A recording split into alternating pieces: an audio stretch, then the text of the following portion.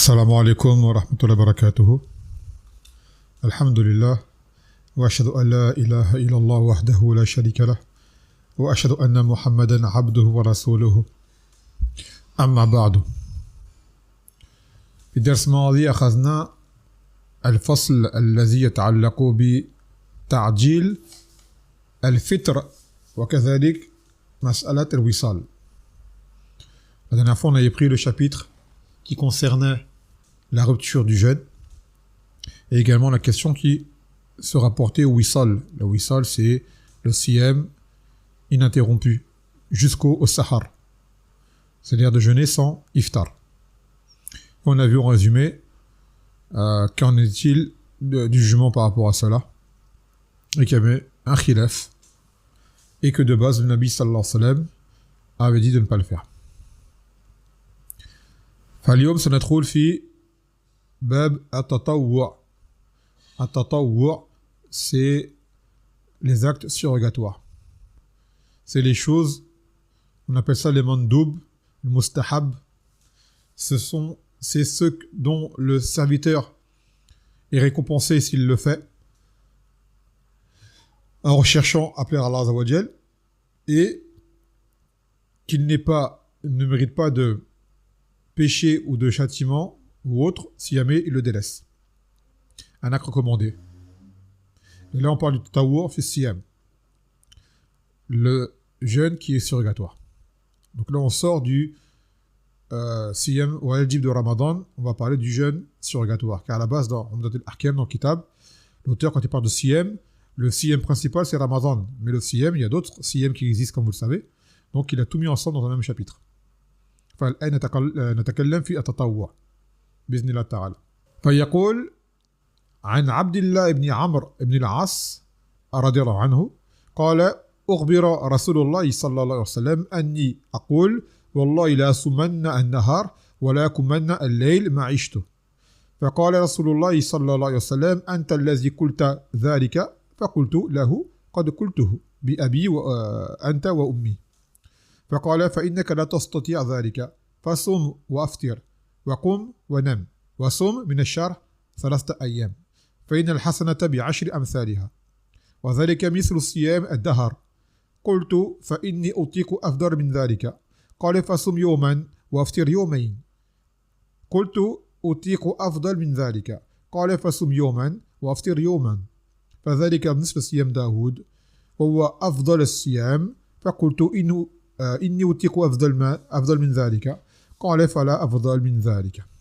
وفي رواية لا صوم فوق صوم داود شطر الدهر صوم يوما وأفطر يوما.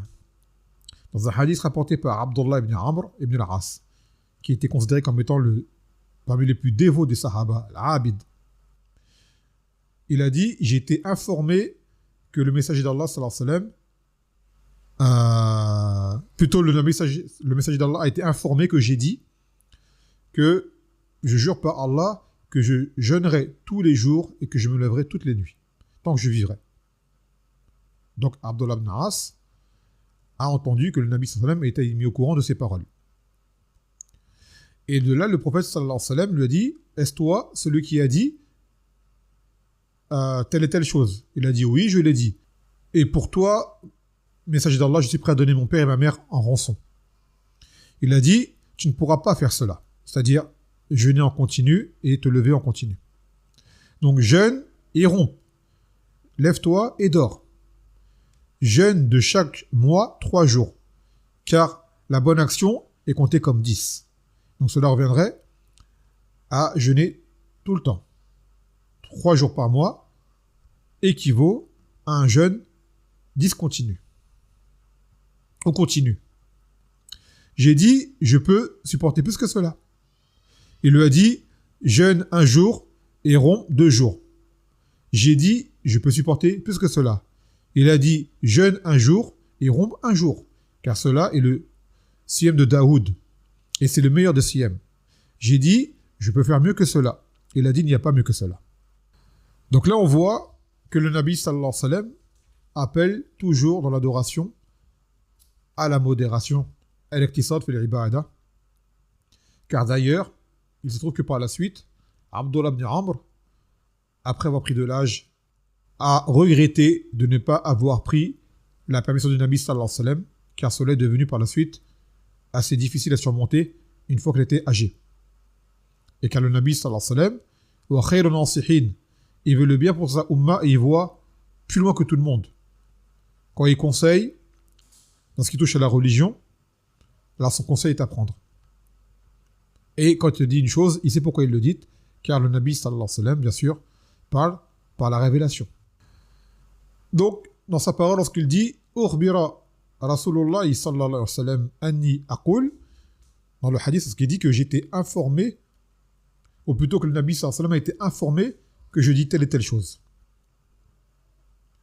Cela démontre qu'il est permis d'informer les autorités lorsqu'il y a intérêt légiférer de fait qu'une personne dise telle et telle chose, que ce soit dans le bien ou dans le mal. Ce qui montre que nous, en religion, il n'y a pas cet esprit qu'on avait dans la Jahiliya, par exemple, de ne pas aller rapporter aux autorités ce que certaines personnes pourraient faire. En islam, ça n'existe pas, ça. Les Sahaba allaient informer du Nabi sallallahu alayhi wa sallam de ce que commettaient certains comme erreur ou comme bonne action pour s'assurer qu'elle était bonne. Et ça ne rentre pas également dans le riba, d'informer qu'un tel fait telle et telle chose ou a dit telle et telle chose. Et la cause, en fait, de ce hadith, c'est que Abdullah ibn Amr était un homme qui avait été marié par son père à une jeune fille de Quraysh. Et de là, son père est parti voir, après le mariage, cette jeune fille pour l'interroger au sujet de son fils. Et elle a fait son éloge. قالت خيل الرجال أو كخيل البعولة من رجل لم يفتش لنا كنفا ولا يعرف لنا فراشا. Elle a dit c'est un homme de valeur. C'est un homme de valeur, de mérite. Cependant, il ne nous a jamais touchés. C'est-à-dire la femme dit qu'en fait, Abdullah ibn As n'a jamais eu de rapport avec elle. Et qu'il ne le fait pas. Et cela du fait qu'il était trop occupé par la ibada. Comme vous l'avez entendu, lui il disait qu'il voulait se lever toute la nuit et jeûner toute la journée. Donc un homme qui agit de la sorte, quel rapport pourra-t-il avoir avec sa femme? Donc de là, son père le reprocha, cette attitude. Puis, il se rendit auprès du Nabi sallallahu alayhi wa sallam, et c'est là qu'il lui dit comment agiter son fils. C'est comme cela que le Nabi sallallahu alayhi wa sallam a été informé. Et de là, le Nabi sallallahu alayhi wa sallam lui a fait une nasiha, en lui disant de se lever une partie de la nuit et d'endormir une autre, de jeûner certains jours et de rompre dans d'autres. Et il a dit, le Nabi sallallahu alayhi wa sallam, Asum wa uftir wa usalli wa anam wa amas an-nisa faman raghiba an sunnati falaysa minni. Il a dit, moi, je jeûne et je romps. Je me lève la nuit pour faire la salat et je dors. Et j'ai des rapports avec les femmes. Celui qui se détourne de ma sunna ne fait pas partie de moi. Dans ce hadith, on y voit, regardez, Abdullah ibn Amr lui a été reproché la négligence, si on peut dire comme cela, dont il a fait preuve envers sa femme, et cela pour se consacrer à l'adoration, qui est la plus noble des actions qui soit.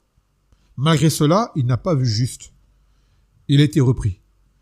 Et là, il s'agit d'un enseignement pour nous les hommes, par rapport à nos épouses, pour dire que si lui, qui était un sahabi, et qui était occupé par des choses qui le rapprochent d'Allah Azza wa Jal, au point de ne pas rendre le droit suffisant à sa femme, qu'en est-il des hommes comme nous, qui seront amenés à nous occuper par des choses, si elles sont, on va dire, halal, elles sont peut-être futiles, ou pire que cela, des choses muharrama, qui nous détournent du droit de notre femme. Et cela nous est reprochable. Et Allah Azza wa Jal, وَلَهُنَّ مِثْلُ الَّذِي عَلَيْهِنَّ بِالْمَعْرُوفِ وَلِلرِّجَالِ عَلَيْهِنَّ دَرَجَةٌ. Il a dit que les femmes ont droit à la même chose que ce que les hommes ont droit également dans le convenable.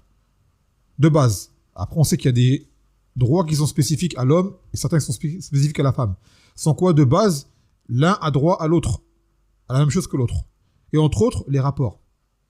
C'est-à-dire que les hommes ne doivent pas être égoïstes envers leurs épouses. Car il a souvent été entendu que des hommes, mathalan, ont des rapports avec leurs femmes, mais c'est un rapport, on va dire, un peu égoïste, du fait qu'une fois que l'homme a assouvi son besoin, il se retire et il fait sa vie. Sans penser que la femme également, peut-être elle a un besoin, ou une chose qu'elle n'a pas obtenue, qu'elle cherche à avoir à travers ses rapports. D'ailleurs, le azl, ce qu'on appelle le azl, ce qui est l'éjaculation externe, qui est une chose qui est permise, les ulama disent qu'elle ne peut se faire qu'avec la permission de l'épouse. C'est-à-dire que tu ne te retires que si ton épouse te le permet. Car est-ce que tu te retires un moment ou on ne veut pas que tu te retires. Donc la femme a le droit d'avoir également ce plaisir lors des rapports. Et donc c'est un rappel pour nos frères, d'accord, qu'ils sachent qu'ils ne sont pas seuls. Lorsqu'il y a un rapport, c'est partagé. C'est deux. C'est le mari et la femme. Ce n'est pas que le mari tout seul. Et bien sûr, penser à cela, ça a des choses qui vont justement aider à ce que le couple il y ait plus d'affection entre eux, plus de compassion entre eux, plus d'amour entre eux, si Allah leur accorde. Alors que dans un cas où c'est un rapport qui n'est pas partagé, c'est juste l'homme qui assouvit son besoin au détriment de celui de la femme, il est certain que cela va la frustrer et va la vexer et va peut-être même l'éloigner de l'époux. Qu'il s'agisse de ce rapport-là ou d'autres rapports. La femme, elle a son droit à la maison, que le mari passe du temps avec elle et lui apporte de l'importance dans pas mal de choses. Et encore plus aujourd'hui avec ces téléphones. Ces téléphones qui sont une fitna pour nous tous, qui fassent qu'aujourd'hui, on est à côté, pourtant on est loin de l'un de l'autre. Chacun avec son téléphone, le mari sur son téléphone, la femme sur son téléphone, et voilà. Et l'ambiance, elle est morose, malheureusement. Ou des fois, c'est l'un des deux. Et l'autre, il est dans l'attente comme ça. Donc attention à ça. Il a dit, Nabi sallallahu alayhi wa sallam, Inna li nafsika alika awalan, inna li rabbika alika haqqa, wa li nafsika alika haqqa, wa li zawjika alika haqqa, fa'atiku lazi haqqin haqqahu. Que ton Seigneur, il a un droit sur toi. Que ton corps, toi-même, a un droit sur toi. Que ton épouse a un droit sur toi. Et donne à chacun son droit. Ta femme, elle s'est mariée avec toi, c'est pas pour avoir un porte-manteau à la maison. Un porte-manteau, elle peut l'acheter à Ikea, elle peut l'acheter, voilà. Ce qu'elle veut, c'est un homme. Avec tout ce que ça représente. Bien sûr, ses qualités, ses défauts, c'est sûr. Mais voilà, elle veut pas un poteau, elle veut pas un porte-manteau. Hein. Elle veut pas une plante, elle veut un homme. Donc par rapport à ça, les frères doivent faire attention et être attentifs et penser également à leurs droits. Et penser à leurs droits. Donc regardez bien en comparatif à Abdullah ibn Amr, qui lui était occupé par la ibada, et je ne pense pas que nous aujourd'hui, nous sommes occupés par la ibada pour agir de la sorte. Donc là-dessus, on doit faire un effort et s'éveiller et tenter de s'appeler dans Allah Azza wa Jalla et de le craindre dans le droit de nos épouses. Dans ce même-là, dans d'autres domaines, bien évidemment. Car ton épouse, c'est un être humain. D'accord? C'est un être humain comme toi. Et Allah Azza wa Jalla a créé l'homme et la femme pour qu'ils s'accouplent, qu'ils s'attirent l'un et l'autre. Non. C'est un tambi. Donc, le siyam, dans ce hadith, on voit que le meilleur de siyam, c'est le siyam de Daoud. Et Daoud, sachez une chose, c'est un homme qui, à la base, était richissime. C'était un roi. Lui ainsi que son fils Souleyman. D'ailleurs, c'était une mas'ala qui avait été évoquée par les ulama. Qu'est-ce qui est meilleur? Al-Ghani al-Shakir ou al-Faqir al-Sabir? Qu'est-ce qui est meilleur? Le riche qui est reconnaissant ou le pauvre qui est patient? C'est-à-dire le riche, Allah lui donne plein de bienfaits et malgré cela, il reste reconnaissant vers Allah Azza wa Jal. Et le pauvre, c'est celui qui patiente, ça veut dire ce qui lui arrive, il l'agrée, il le supporte, il l'affronte sans se plaindre avec l'irtisab. Lequel des deux est le meilleur? Car généralement, les gens, quand ils ont de l'argent, ils oublient Allah Azza wa Jal. C'est une réalité. Ils ne sont pas reconnaissants. Ils oublient. C'est la plupart du cas des gens qui ont de l'argent. Et les pauvres, eux, sont amenés souvent à se plaindre. Donc, lequel est le meilleur? Et en fait, il y a un tarjir qui a été fait par rapport à Cheikh Islam qui dit que, en réalité, chacun en mesure de la personne. C'est du cas par cas. Bien que les pauvres sont plus nombreux que les riches, et que Allah Azza wa Jal a donné ce qu'il y avait de meilleur à son prophète et lui a accordé, mais alors, on va dire, il lui a plutôt fait de lui un homme qui n'était pas aisé. Et on sait que Allah Azza wa Jal n'a donné à son prophète que ce qu'il y avait de meilleur pour l'homme, comme exemple. Car on va trouver plus de pauvres, donc il sera plus facile de s'apparenter à un pauvre qu'à un riche. D'accord? On sera plus amené à s'apparenter à un pauvre qu'à un riche, car les riches sont moins nombreux. Donc on va dire, mais attends, il a de l'argent, il peut faire ci, il peut faire ça, moi j'ai pas d'argent. Donc de là, Allah Azza wa Jal a fait que son prophète était pauvre, comme ça personne ne pourra dire, oui, mais il avait de l'argent, il pouvait faire ci, ça, ci, ça. Non, justement, il a moins d'argent que toi, peut-être. Et pourtant, on regarde tout ce qu'il a fait comme acte, comment il a patienté, et ses compagnons également, et leurs épouses avec eux. Donc le siyam de Daoud était le meilleur de siyam. Ensuite, on voit dans ce hadith que le Nabi sallallahu alayhi wa sallam est parti vérifier ce qui lui a été rapporté. Car il a dit Anta allazi qulta dhalika, est-ce que c'est toi qui as dit cela? Et de là, Abdullah ibn Amr, bien sûr, a assumé ses paroles. Il a dit oui, c'est moi qui ai dit cela. Car lui pensait que ce qu'il faisait était louable. Et de là, le Nabi sallallahu alayhi wa sallam lui a dirigé vers ce qui était meilleur, et ce qui était correct, en lui disant comment agir. Et dans sa parole, quand il a dit bi abi anta wa ummi, pour toi, je donnerai père et mère en rançon, ça rentre dans le hadith où le Nabi sallallahu alayhi wa sallam il a dit la yuminu ahadukum hatta yakuna habba ilayhi min walidihi wa waladihi wal nas ajma'in. Qu'aucun d'entre vous ne croira réellement tant que je ne serai pas plus aimé auprès de lui que son père, son fils et que tous les hommes réunis. Donc les sahaba étaient prêts à donner leur père et mère en rançon pour lui. Et souvent on le disait ce genre de paroles. Donc on voit dans un hadith bi abi anta wa ummi, ce n'est pas ils jurent par leurs parents, ça c'est une chose qui est pas permise. Vous savez que je fais de jurer pour Allah Azza wa Jal, c'est le shirk au minimum qui asrar. Ils ne jurent en disant bi abi anta wa ummi, ce n'est pas un serment qu'ils font. Et ce n'est pas non plus un sacrifice. C'est il dit je suis prêt à donner mon père et ma mère en rançon pour toi. Ensuite le Nabi sallallahu alayhi wa sallam lui a dit fa innaka la tastati' dhalika, tu ne peux pas faire cela, c'est-à-dire le fait de jeûner tous les jours et de te lever toutes les nuits. Et là, ça montre la nasiha du khabir, la nasiha de la personne expérimentée qui voit loin. Prendre les conseils des anciens n'est pas à prendre à la légère. Quand des anciens vous conseillent sur une chose, c'est parce qu'ils ont déjà connu auparavant. Ils ont vu. Et quand bien même eux-mêmes n'ont pas vécu la chose directement, ils ont vu des gens qui l'ont vécu. Et ça, c'est le rôle que les anciens doivent avoir par rapport aux plus jeunes. Les anciens doivent faire en sorte de diriger les plus jeunes. Et la dit Nabi sallallahu alayhi wa sallam, Laysa minna man lam yarham yani sirarana. Ne fait pas partie de nous ceux qui ne font pas miséricorde à nos petits.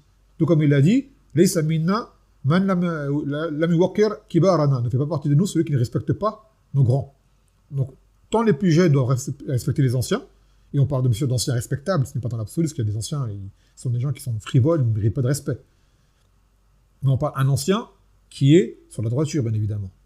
Respecter les anciens, ceux qui ont dévancé les autres, tout comme l'ancien doit respecter le petit et ne pas le mépriser. Et bien sûr, on parle des petits qui méritent le respect, parce qu'il y a des petits, ils sont irrespectueux.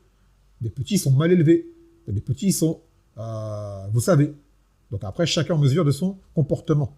Mais la base, c'est ça. C'est le rahma envers les petits et le respect envers les anciens. Donc là, le Nabi sallallahu alayhi wa sallam a conseillé Abdullah ibn Amr quand il était jeune, et il avait cette force dans la jeunesse de vouloir faire plein de choses sans voir trop loin. Que ce que tu fais là, sache qu'il faut que tu demeures, tu perdures dessus jusqu'à ta mort peut-être.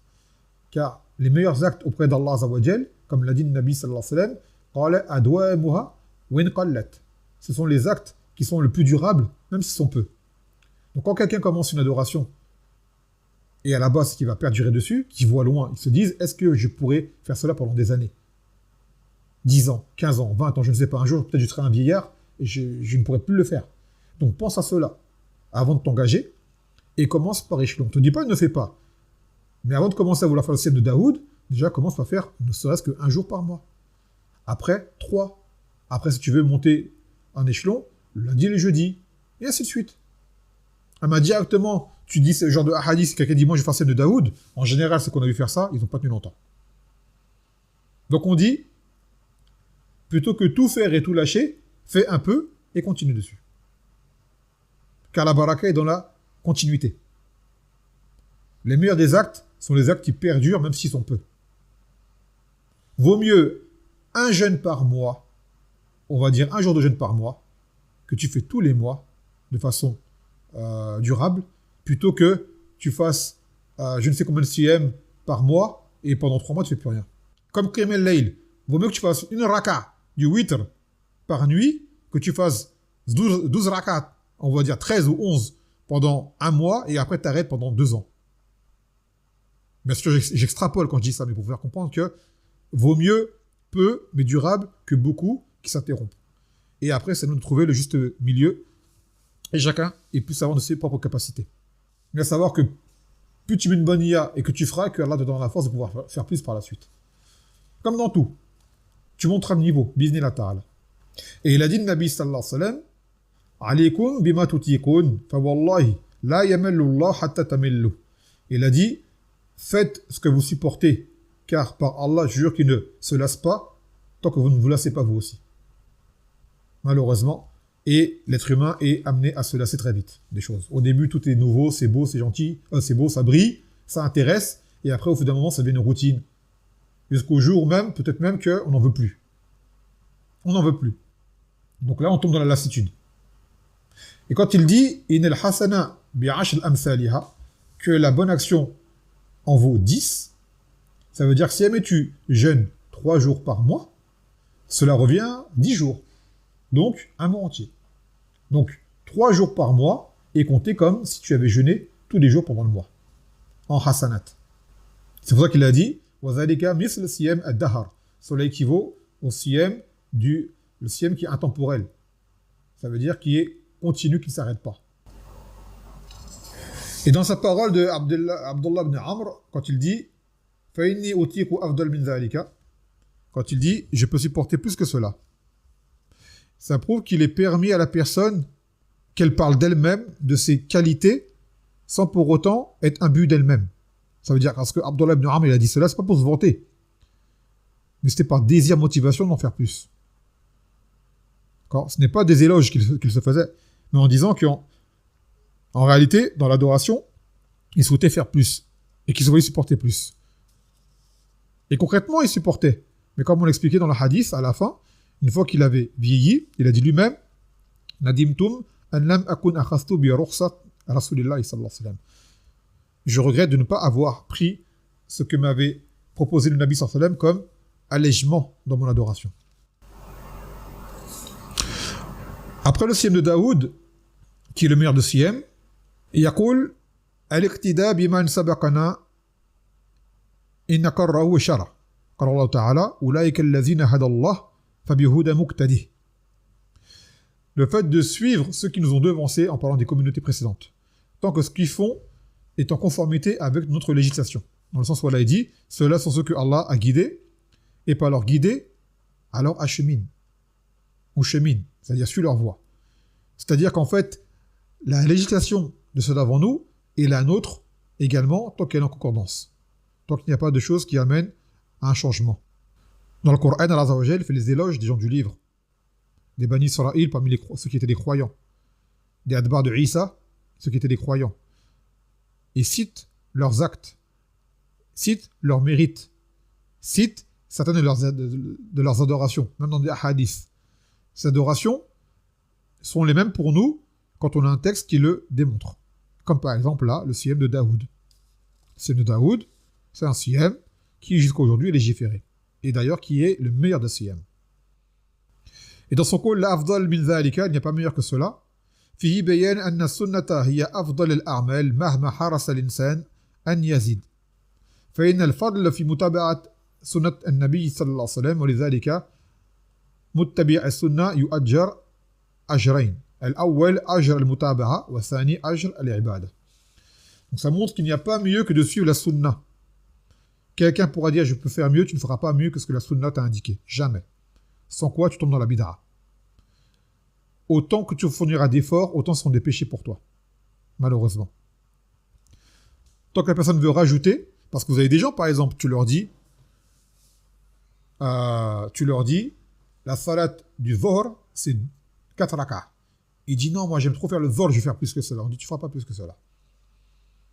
Tu ne peux pas faire plus que cela. Et il dira, je vais faire des actes surrogatoires. On dit les rawatib du Dhuhr, c'est 4 avant et 2 après. Il dit, moi je vais faire 6. En disant cela, tu vas khalaf as-sunnah. Mais si tu veux faire d'autres adorations à d'autres moments, tu peux. Les adorations qui sont, elles, rattachées à un moment précis, tu ne feras pas plus que ce que le Nabi sallallahu alayhi wa sallam l'a fait. C'est comme les rakat qu'il y a avant le Fajr. Elles sont que 2. Et en plus, elles sont légères. Quelqu'un vient et dit, moi je vais faire 4 rakat, je vais les faire longues.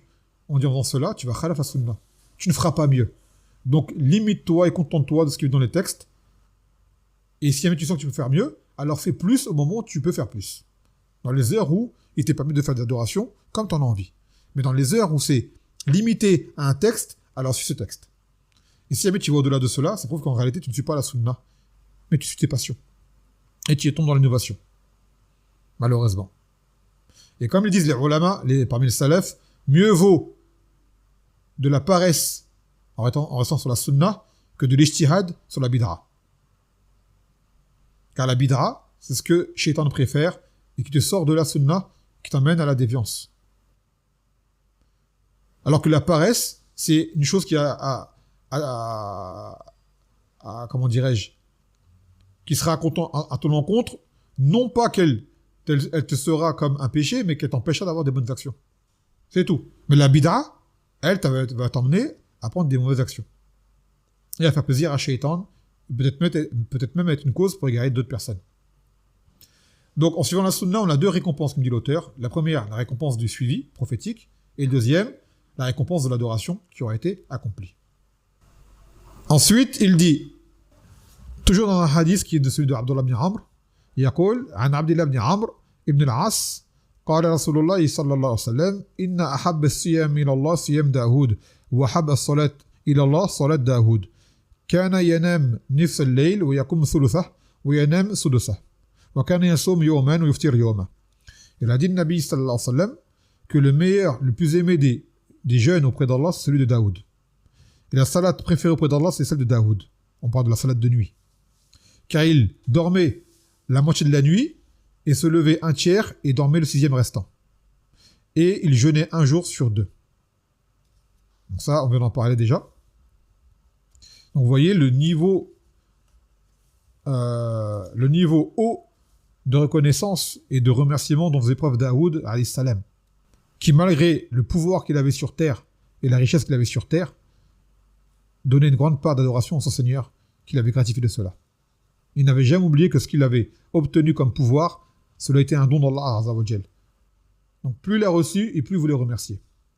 يقول حكم الصيام 3 أيام من كل شهر وركعتي الضحى وقيام الليل. Donc il a dit maintenant c'est quoi le jugement de jeûner 3 jours par mois et les 2 rakats du duha et du qiyam al-layl.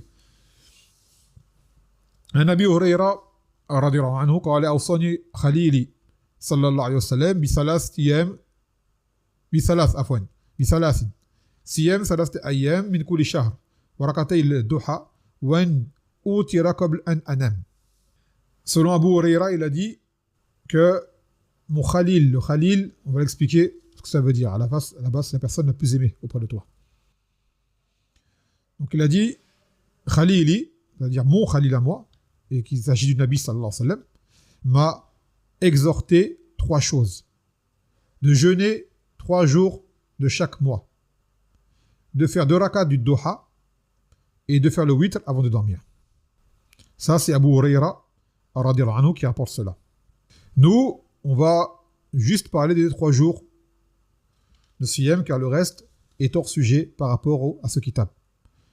Ou plutôt par rapport au fasl que nous, on veut évoquer ici, qui est le siyam seulement. Et vous voyez que le Nabi sallallahu alayhi wa sallam a recommandé 3 choses qui sont en réalité faciles à faire. Car cette facilité te permet de pouvoir perdurer dessus. Qui sont 3 jours par mois, qui sont 2 rakats du duha. Et le duha, c'est du shuruq jusqu'au zawal, qui est à partir du moment où le soleil s'est un peu levé après le fajr. C'est pas dès que le soleil s'est levé, c'est qu'il soit un petit peu levé dans le ciel. On va dire à peu près 10 minutes après son lever. Et jusqu'au zawal, c'est avant le zénith. À ce moment-là, minimum à faire de sunna, c'est 2 rakats. Et tu peux en faire autant que tu veux du duha. Il n'y a pas de limite. Tu peux faire 2 rakats, 4, 6, 8, 10, 12. Voilà, il n'y a pas de nombre déterminé. Plus encore. Et le witr, le minimum du witr, et c'est aussi qiyam al-layl, hein, faut pas croire. Le witr, ça veut dire, c'est qiyam al-layl à la base. Seulement le witr a été spécifié souvent comme étant les 3 rakats que l'on fait à la fin du qiyam. Mais le witr entier, c'est le qiyam de base. Et quelqu'un qui fait même 1 rakat par nuit, c'est un qiyam al-layl qu'il a fait. C'est compté comme étant une salade de nuit. Après, chacun en mesure de sa force et de sa foi. Mais celui qui fait cela tous les soirs est considéré comme s'étant levé la nuit. Même il le fait juste après l'Isha, comme l'a incité le Nabi sallallahu alayhi wa sallam Abu Huraira, de le faire avant de dormir. À la base, le meilleur des moments, c'est dernier tiers de la nuit. Mais il y a des gens peut-être qui ont le sommeil lourd ou ils se couchent tard, qui fassent qu'après cette heure leur échappe. Donc plutôt que perdre cela complètement, alors au moins qu'ils le fassent en début de nuit, avant de dormir. Et en réalité, la sunna qiyam al-layl toute la nuit. Ça peut être en début de nuit, ça peut être en moitié de nuit, et ça peut être en fin de nuit. Le Nabi sallallahu alayhi wa sallam a fait tous les temps. Tous les temps. Mais on sait que le dernier tiers de la nuit, c'est ce qui a le plus de mérite, car c'est l'heure où Allah azza wa jal descend au ciel de la dunya, et lors de la descente, lors de laquelle il exauce les du'as pour celui qui l'invoque. Donc on disait, par rapport au terme khalili, que le Nabi sallallahu alayhi wa sallam, il a dit inni abra'i li kulli khalilin min khullatihi wa law kuntu muttakhidha min ahli al-ard khalilan lattakhadhtu Aba Bakr khalila. Il a dit qu'en fait, lui n'a pas de khalil en soi. Si jamais il devait en prendre un, ça aurait été Abu Bakr. Et malgré tout, il n'en a pas de khalil. Par contre, lui est le khalil des gens. Comme ce sahabi Abu Huraira et d'autres qui l'ont appelé Khalili. Et le khalil, c'est pris de l'khulla. Et le khulla, c'est le niveau le plus haut de l'amour. C'est le niveau le plus haut de l'amour. En réalité, on n'a pas de traduction en français. C'est souvent traduit par ami, ainsi de suite. Mais le mot ami, ça dépend d'un contexte à un autre. Par exemple, وَاتَّخَذَ Ibrahim Khalila, que Allah a pris Ibrahim comme Khalil. Est-ce qu'on va dire que Ibrahim c'est l'ami d'Allah Azza wa Jal? Non. Donc à ce moment-là, le mot ami ne convient pas. Mais quand le Nabi sallallahu alayhi wa sallam il dit al-mar'u ala din khalili, que la personne c'est la religion de son ami, la personne qui fréquente le plus. Donc d'un contexte à un autre, la tarjama peut changer, mais en réalité le mot Khalil ne se traduit pas par ami en soi directement, et il n'a pas vraiment d'équivalent en français. Bon, à l'époque, quand je choisis mon prénom, je savais pas tout ça. Je vous le dis, pour qu'on dise, ouais, j'ai choisi ça, j'avais aucune connaissance. J'ai acheté un dictionnaire des noms musulmans à Couronne, j'ai regardé un nom qui me plaisait, j'ai vu Khalil, ça m'a plu, j'ai choisi Khalil, je sais pas ce que ça voulait dire. Donc, il n'y a pas de rapport avec ça, je le suis par la suite. Taïeb, pour pas qu'il y ait de confusion. Taïeb. Ensuite, il dit, qawluhu bisalas, que le Nabi sallallahu alayhi wa sallam a exhorté de 3 choses. En fait, en réalité, le Nabi sallallahu alayhi wa sallam a exhorté plus que 3 choses. C'est connu. Cependant, ces 3 choses sont venues ensemble dans une même recommandation. Mais en vrai, le Nabi sallallahu alayhi wa sallam a exhorté Abu Huraira dans plein de situations. Et les autres sahaba dans plein de situations. Et le Nabi sallallahu alayhi wa sallam exhortait en fonction de la personne qu'il avait en face de lui, de son interlocuteur. Il va exhorter un de faire telle chose, un autre de faire telle chose, et ainsi de suite. Chacun dans la mesure du besoin. Par exemple, lorsque Sofiane Abu Umra lui a demandé une chose, il lui a dit Qul amantu billahi mastaqim, dis j'ai cru en Allah, puis tiens-toi droit. Lorsque un homme lui a demandé de lui donner comment agir pour que Allah l'aime et que les gens l'aiment, il lui a dit izhad fi dunya yuhibbuka Allah wa izhad fi ma 'inda an-nas yuhibbuka an-nas. Il lui a dit délaisse ce bas monde, c'est-à-dire ne t'intéresse pas à ce bas monde et Allah va t'aimer, et délaisse ce qui est dans les mains des gens, les biens des gens, et les gens vont t'aimer. Et Mu'adh ibn Jabal, lorsqu'il lui a dit akhbirni bi 'amalin yudkhiluni al-jannah wa yub'iduni 'an an-nar, informe-moi d'un acte qui va me faire rentrer au paradis et m'éloigner du feu. Et là, il lui a dit de faire la salat. En premier lieu, d'adorer Allah sans rien lui associer, de faire la salat, de faire le siyam, et ainsi de suite. Une fois, un autre homme est venu le voir, il lui a dit Awsini, quand il est la tardab. Il lui a dit exactement, il a dit ne te mets pas en colère. Donc chacun avait une exhortation en mesure de qui il était, de ce que le Nabi sallallahu alayhi wa sallam voyait qu'il avait comme besoin. Donc les wasayas sont très nombreuses du Nabi sallallahu alayhi wa sallam. À la base, toute sa sunna est une wasiyah. Toute sa sunna est une exhortation qui nous amène à adorer Allah azza wa jal seul, sans rien lui associer, de patienter en ce bas monde et d'espérer le pardon d'Allah azza wa jal, de rentrer au paradis et d'éviter le feu. C'est ça. Et sa sunna nous indique comment y parvenir. Les moyens pour y parvenir, les causes pour y parvenir et les choses à éviter pour être épargnées. Donc tout cela, c'est une wasiya en réalité. Mais c'est une wasiya qui est basée sur la révélation. Et quand il a dit Siyam salast ayyam min kulli shahr, le jeûne 3 jours par mois, on va dire, comme il dit le shir, ma huwa al-muta'ayyin fi siyam hadhihi thalatha ayyam. Qu'est-ce qui est voulu par là de 3 jours? Ils disent que les ulama ont divergé par rapport à ces 3 jours. Certains ont dit qu'il s'agit des jours blancs. Vous savez, les jours de pleine lune, qui sont le 13e, 14e et 15e jour. Et des hadiths sont venus pour inciter à jeûner ces 3 jours-là. Et d'autres ont dit que c'est 3 jours par mois comme tu en as envie. Et d'autres ont dit que c'est 3 premiers jours du mois. Et en réalité, قالت عائشة كان رسول الله صلى الله عليه وسلم يصوم 3 أيام من كل شهر قالت من أيه قالت لم يكن يبالي من أيه كان. Elle disait que le Nabi sallallahu alayhi wa sallam jeûnait 3 jours par mois de chaque mois. 3 jours par mois de chaque mois. Et elle a été interrogée, quels sont ces jours? Elle a dit, ne faisait pas attention à n'importe quel jour dans les mois. Ça pouvait être au début, au milieu, à la fin, d'affilée, ainsi de suite. Donc le Nabi sallallahu alayhi wa sallam a exhorté à faire les 3 jours de blanc, mais lui-même ne le faisait pas forcément.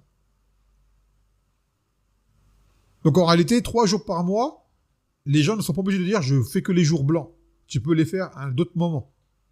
Ce qui est demandé, c'est 3 jours par mois. Tout comme celui qui fait par exemple le lundi et le jeudi, en faisant le lundi et le jeudi, il fait les 3 jours par mois. Ça rentre dedans. Car en réalité, il va jeûner, combien de temps il va jeûner lui? Il va jeûner 8 jours. 2 par semaine. Donc dedans, ça rentre 3 jours. Donc également, il va avoir la récompense des 3 jours par mois. Mais celui qui veut faire les 3 jours blancs, il a le droit. D'accord? Mais ne pas croire que la sunna, c'est que ça. Là, la sunna, c'est n'importe quel moment en réalité. Mais les 3 jours blancs, ils ont leur valeur. C'est comme Qiyam al-Layl. Le meilleur moment, c'est quand? C'est en fin de nuit. Mais en réalité, tu peux faire Qiyam al-Layl toute la nuit. À partir du moment où le Isha, tu l'as fini. De ce moment-là jusqu'à avant le Fajr, c'est un temps pour Qiyam al-Layl. Mais c'est pareil pour les 3 jours du mois. Ça peut être les 3 jours blancs qui sont peut-être les meilleurs jours, mais tu peux les faire quand tu veux en réalité. Tout ça, c'est sunnah. Kulluhu min as-sunnah. Et après, par là, de salat et duha, est-ce qu'il s'ensuit? Mais ça ne sera pas le sujet de ce ders qui s'achève maintenant. Bismillah ta'ala. فنكتفي بهذا القدر فسبحانك وبحمدك لا إله إلا أنت أستغفرك وأتوب إليك والسلام عليكم ورحمة الله وبركاته حياكم الله